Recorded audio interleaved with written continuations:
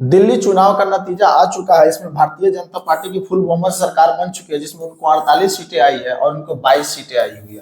कांग्रेस को इसमें 0 सीट मिला हुआ है। केजरीवाल इस चुनाव में कैसे हार गया उसके ऊपर आज हम लोग चर्चा कर रहे हैं। देखिए केजरीवाल ने क्या किया, उसमें कई गलतियां की। केजरीवाल को सबसे पहली गलती ये करा कि उनके ऊपर ओवर कॉन्फिडेंस था कि हम जीत जाएंगे। वहां पे 10 सालों से आम आदमी की ही सरकार थी, यानी केजरीवाल की सरकार थी, ठीक है। इनके हारने की पहली गलती ये है कि किसी भी नेता को अगर गलत साबित करना है तो उनके ऊपर कुछ ना कुछ आरोप लगाया जाए। तो केजरीवाल के ऊपर शराब घोटाला का आरोप लगाया गया ताकि इनको बदनाम किया जा सके। अगर ये घोटाला अभी तक पूरी तरह से सिद्ध नहीं हुआ, ये काफी दिन तक जेल में भी रह के आ चुके हैं केजरीवाल जी, ये घोटाला अभी सिद्ध नहीं हुआ है, लेकिन इनके ऊपर आरोप लगाया गया। लेकिन अपने यहाँ क्या होता है, जब आरोप लग जाता है तो लोगों के मन में ये मानसिकता चली जाती है कि ये कहीं ना कहीं हुआ होगा, तब ये ऐसे जेल गा करके आए हुए हैं।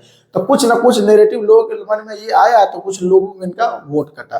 पहली गलती यही है कि इनके ऊपर कुछ विपक्षी पार्टी सफल रहा इनके ऊपर आरोप लगाने में, और आरोप लगा करके इनके कई महीनों तक जेल भी गए और आने के बाद इन्होंने इस्तीफा भी दे दिया, ठीक है।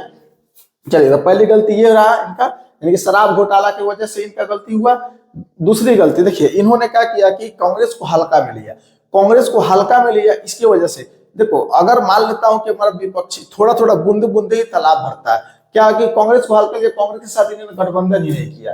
कांग्रेस के साथ गठबंधन नहीं किया, जिस वजह से कांग्रेस ने अपना अलग चुनाव लड़ा और केजरीवाल ने अलग चुनाव लड़ा, जिस वजह से कांग्रेस ने उतने उत्तेजित होकर के ये चुनाव नहीं लड़ा। क्योंकि ये क्या था कि अपना पार्टी है तो चुनाव तो लड़ेगा ही, ऐसा नहीं कि पार्टी खत्म कर देगा चुनाव नहीं लड़ेगा।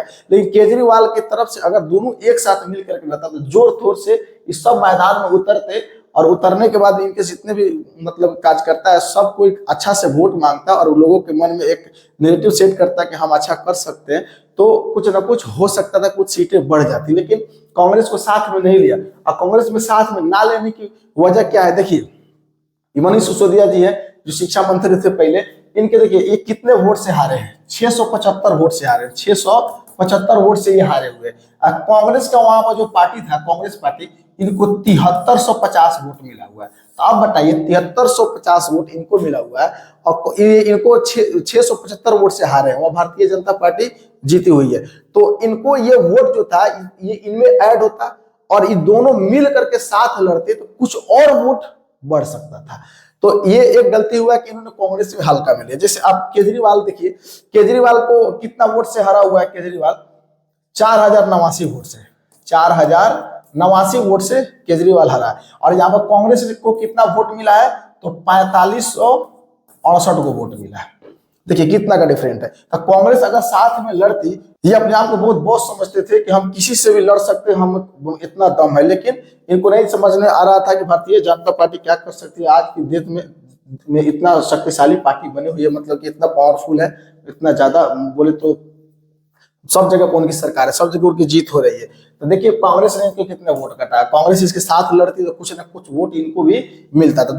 पहली गलती यही है कि इन्होंने कांग्रेस को हल्के में लिया। दूसरी गलती वो इनके ऊपर शराब घोटाला वगैरह वगैरह जैसा कुछ ना कुछ आरोप लगा करके इनको बदनाम करने की कोशिश करा गया। भले वो सिद्ध हो या ना हो, लेकिन लोगों के मन में ये निगेटिव माइंड में चला गया। तो ऐसे तो कई सीटों पर ऐसे हुआ है कि हाँ थोड़ा थोड़ा वोट कटा हुआ है, मुस्तफाबाद भी हार गया, ये हार गया, वो हार गया, ठीक है, ये गलती किया। देखिए अब 10 साल से केजरीवाल की सरकार थी, भारतीय जनता पार्टी की सरकार आ गई।